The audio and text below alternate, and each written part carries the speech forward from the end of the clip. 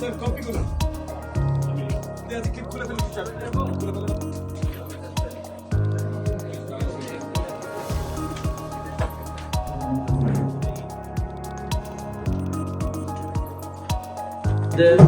এই বিল্ডিং এ আগামী 3 তারিখ 3 জানুয়ারি 2026 এই বিল্ডিং এর লিফটের 3 আমাদের সংকলন কক্ষ আছে, ওখানে মনোনয়নপত্র বাছাই হবে।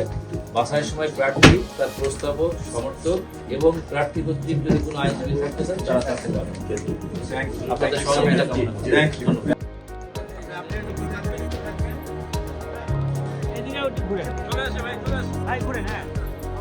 অফিসিয়াল ফর্ম আমরা সাবমিট করলাম। আমাদেরকে আপনার শুনানির বাছাইয়ের ফাইনাল বাছাইয়ের তারিখ দেওয়া হয়েছে 3রা জানুয়ারি।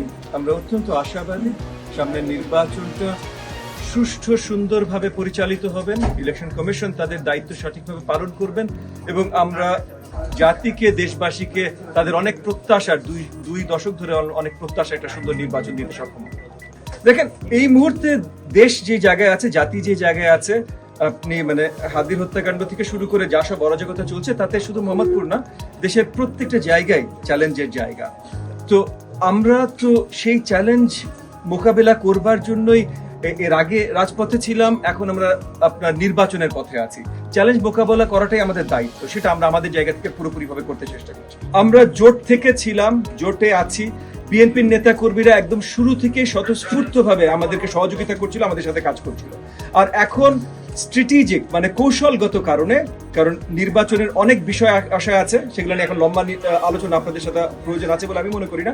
তবে সেই কৌশলগত কারণে আমরা এক মার্কায় নির্বাচন করবো। আমরা মনে করি আমাদের বিরুদ্ধে একটা ষড়যন্ত্র প্রচেষ্টা হয়েছে, যেখানে আরপিওতে নিশিরাতের ভিতরে হঠাৎ করে বদল আনা হয়েছে, যার জন্য আমরা এক মার্কায় জোটে সবাই যেতে পারবো না। তো সেটা মোকাবেলা করবার জন্য এগেন স্ট্র্যাটেজিক মানে কৌশলগত কারণে আমরা নির্বাচনী মার্কা ধানের শীষ নিয়ে নির্বাচনে যাচ্ছি।